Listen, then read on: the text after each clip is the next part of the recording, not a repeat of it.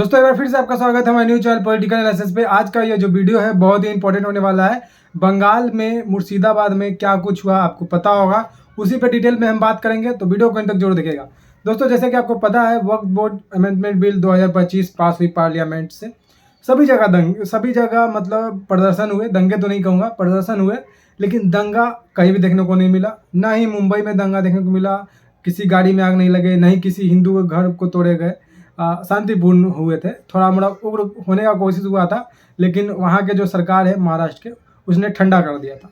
UP में भी नहीं हुआ। योगी ने तो पहले से कब्जा मतलब अपना शासन में एक भी दंगा होने नहीं दिया, आपको पता है। यूपी में भी नहीं हुआ, ना ही बिहार में हुआ। शांतिपूर्ण हो रहा है सभी जगह। लेकिन एक बंगाल ही क्यों, जहाँ पे शांतिपूर्ण नहीं, उग्र तरह से प्रदर्शन हो रहा है। उग्र तो है ही, और फिलिस्तीन का जो आतंकवादी मरा है गाजा पट्टी का, उस सभी को लहरा कर दिखाया जा रहा है। मतलब इसे सिद्ध क्या करने जा रहे हैं ये लोग, कि ये फिर से बंटवारा करना चाहते हैं इंडिया का, फिर से बांग्लादेश लेना चाहते हैं, या फिर से पाकिस्तान जैसा देश लेना चाहते हैं। और ये इसमें सोची समझी चाल है जो वहाँ की गवर्नमेंट टीएमसी की ममता बनर्जी है। ममता बनर्जी बहुत ही दोगली चेहरा है। एक बात ये कह सकते हैं, एक तक तो शोभा यात्रा निकालती है, कहती है कि हम शोभा यात्रा मनाएंगे शांतिपूर्ण। वो भी शुभेंदु अधिकारी जो कि बीजेपी पार्टी में, पहले टीएमसी में थे लेकिन बीजेपी में गए, तो उसने शोभा यात्रा निकाला, तो ये सोची कि मेरा वोट ना घिसक जाए, इसीलिए इसने शोभा यात्रा को मंजूरी दी ममता बनर्जी ने। और ये बताइए, हमारा हिंदू राष्ट्र, एक ही हिंदू का मतलब देश है, वो भी सेकुलर है, वहाँ पे भी आपको परमिशन लेके शोभा यात्रा निकालना पड़े, तो दुर्भाग्य है ऐसी हिंदू मतलब कहने पर, हिंदू का देश कहने पर दुर्भाग्य है। 100 करोड़ हिंदू की आबादी वाली देश को कहने का कोई मतलब नहीं बनता है, क्योंकि सुप्रीम कोर्ट से आदेश लेकर शोभा यात्रा, आपको अपने ही राम जी के शोभा यात्रा निकालने पे सुप्रीम कोर्ट का आदेश लेना पड़ता है। आप अपनी मर्जी से नहीं शोभा यात्रा निकाल सकते।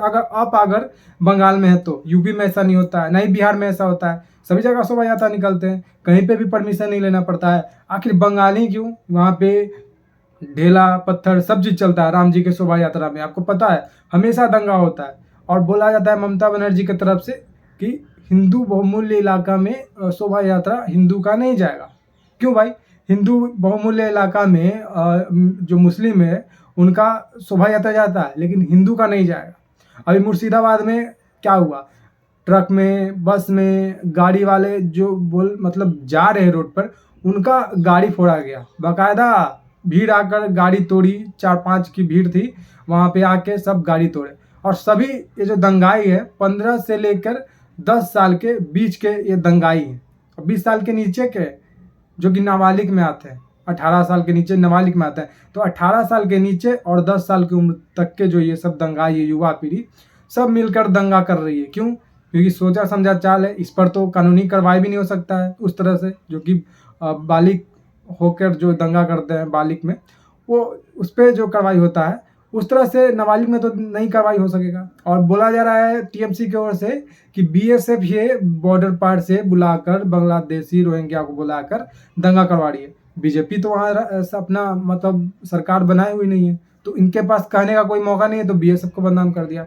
शर्म करो यार, चुल्लू भर पानी में डूब मरो। तुम संसद हो, संसद में जाके भाषण देते हो, देश में रहते हो इतना अच्छा तरीका से, इतना अच्छे ढंग से, वो बीएसएफ के चलते, और बीएसएफ को जाकर गाली देते हो। शर्म आना चाहिए, चुल्लू और पानी में डूब मरना चाहिए। और 400 हिंदू परिवार वहां से पलायन कर चुके हैं। आप देख सकते हैं, वीडियो में यहाँ डाल दूंगा। 400 हिंदू परिवार नाव में बैठकर पलायन कर चुके हैं, बंगाल के दूसरे इलाका में जा चुके हैं। तो ये पलायन खेलते रहोगे, एक तरह से पूरा कन्वर्ट हो जाएगा, ये मुस्लिम राष्ट्र बन जाएगा, और हिंदू को भागते भागते कहीं पे भी जगह नहीं मिलेगा। जो बच्चे होंगे हिंदू वो भी कट जाएंगे। कहने के लिए 100 करोड़ हिंदू है, लेकिन 100 करोड़ में से मुझे लगता है 30 या 40 करोड़ हिंदू है। बाकी सब जो है वो हिंदू नहीं, दोगले हिंदू हैं। बाकी सब जो है दोगले हिंदू हैं। नहीं तो इतना ज़्यादा जो दंगा हुआ, मुस्लिम जो दंगा की हिंदू पे, सभी हिंदू एक साथ आ जाते तो उस नपुंसक मुस्लिम का ये हिम्मत नहीं होता कि वो जाकर दंगा करते, हिंदू का दुकान तोड़ते, हिंदू परिवार को मारते पीटते। आप देख लीजिए, हिंदू का जान गया, हिंदू का परिवार मरे हैं, कोई मुस्लिम का परिवार नहीं मरा है। दंगा इतना भड़क गया कि वहाँ फिलिस्तीन का झंडा लहराया जा रहा है। तो ये क्या कह सकते हैं? आतंकवादी है, ये सोची समझी चाल है, पीएफआई के तहत ये करा हुआ चाल है। बाकी और कुछ नहीं है। यहाँ पे ममता बनर्जी भी इसमें मिली हुई है, उसको भी आतंकवादी कह सकते हैं, आतंकवादी घोषित कर दो भाई, देश ले लो। क्यों हम लोग देते ही रहे, बंगाल दे दिए, सॉरी बांग्लादेश दे दिए, पाकिस्तान दे दिए, अफगानिस्तान चला गया, भूटान चला गया, ये भी चला जाए। अगर हम लोग एकजुट नहीं होंगे तो एक दिन इंडिया में हिंदू का रहने का कोई भी जगह नहीं बचेगा। वहाँ पे स्टालिन नौटंकी किए हुआ है, मुस्लिम को बढ़ावा दे रहा है, अपना चर्च बना रहा है, ये कर रहा है, वो कर रहा है। यहाँ पे अभी कर्नाटका में क्या हुआ आपको पता है, हिंदू को रिजर्वेशन नहीं दिया गया, मुस्लिम को 4% रिजर्वेशन दिया। हिंदू को रिजर्वेशन भी देना चाहिए जो पिछड़े वर्ग के। इतना तो करते हो तुम लोग कांग्रेस वाले कि पिछले वर्ग को मतलब आरक्षण देंगे, दलित पिछड़ा ये करते हो, दलित करते हो, काट खेलते हो। दलित को क्यों नहीं रिजर्वेशन दिया? 4% का हिंदू को रिजर्वेशन क्यों नहीं दिया? क्यों मुस्लिम को रिजर्वेशन दे दिया? हिंदू परिवार को देना चाहिए, जो दलित है उनको देना चाहिए।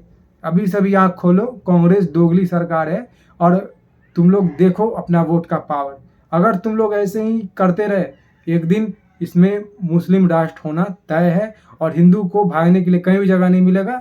जो 400 लोग आए हैं वहाँ से पलायन करके, मुर्शिदाबाद से, बंगाल के मुर्शिदाबाद से पलायन करके बंगाल के दूसरे राज्य में गए हैं, उस लोगों का मेरा संदेश ये है कि 400 लोग अगर भागे हो, वही 400 लोग मिलकर डट कर मुकाबला कर दे तो नपुंसक मुस्लिम का औकात नहीं था कि तुम्हारा घर तोड़ता, तुम्हारा घर में चढ़कर परिवार को मारता, यह औकात नहीं था। वहाँ पे भगवा झंडा को गिराया गया जो बस पे लगा हुआ था। हम अपने देश में भगवा झंडा नहीं लगा सकते हैं तो क्या हरा झंडा फहराएंगे? बांग्लादेश के झंडा फहराएंगे, पाकिस्तान का झंडा फहराएंगे, इंडिया का झंडा नहीं फहराएंगे? तो ये सिर्फ वक्फ बोर्ड के आड़ में नक्सली, आतंकवादी ये मंशा था बस, और कुछ नहीं। इनको चाहिए कि बंगाल को अलग राष्ट्र कर दे। और देख लीजिए वहाँ पे हिंदू प्लान की है मुर्शिदाबाद में, और वहाँ पे मुस्लिम बहुमूल्य बना के उसको बंगाल में मिला लेंगे, बांग्लादेश में सॉरी मिला लेंगे।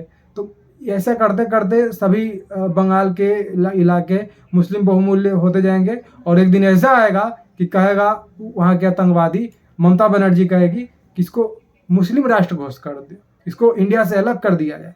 तो इन मांगों को हम लोग मानेंगे क्या? नाजायज मांगों को। बंगाल में जल्द से जल्द राष्ट्रपति शासन लगाना चाहिए और ये जो सरकार है दोगली टीएमसी की, उसे बर्खास्त करके और राष्ट्रपति अपने कंट्रोल में ये इस राज्य को ले और वहाँ पे जितने दंगाई हैं उनको सजा कड़ी से कड़ी देना चाहिए और पता करना चाहिए ये जो नपुंसक औलादे हैं बाबर के, ये कहाँ से आए और दंगा भड़का रहे हैं जो, उनको कड़ी से कड़ी सजा देना चाहिए ताकि देश के लोगों को ये संदेश जाए कि जो दंगा भड़काएगा, जो ऐसा हरकत करेगा, उसको इसके साथ ऐसा ही होगा।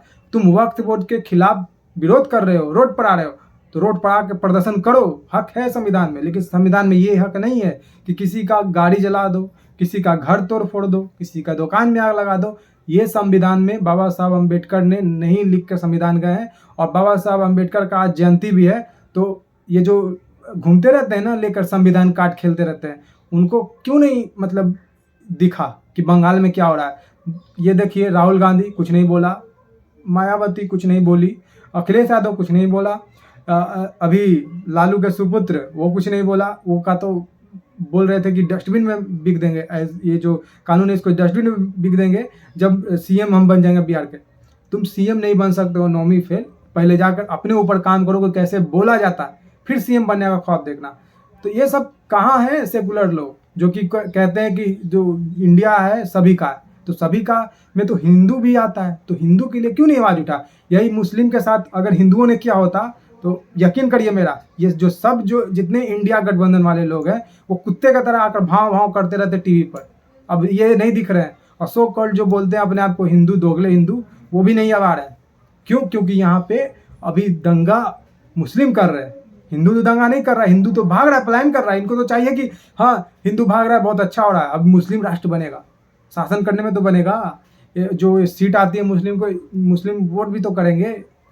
एक दिन याद रखिए हिंदू को भगाकर मारा जाएगा अगर हिंदू ऐसे ही पलायन करता रहा तो। बाबा बागेश्वर ने भी ये बोला है कि कब तक भागोगे, भागते रहो। सुन सकते हैं, बाबा बागेश्वर का बयान है। तो यहाँ पे बाबा बागेश्वर भी बोल रहे हैं, अभी से समझ जाओ और एक दिन आएगा ऐसा कि कहीं भी जगह नहीं मिलेगा भागने का। देख सकते हो बंगाल में क्या हो रहा है, अभी बांग्लादेश में क्या हुआ, हिंदू कितना थे, कितने रह गए, परसेंटेज घट के।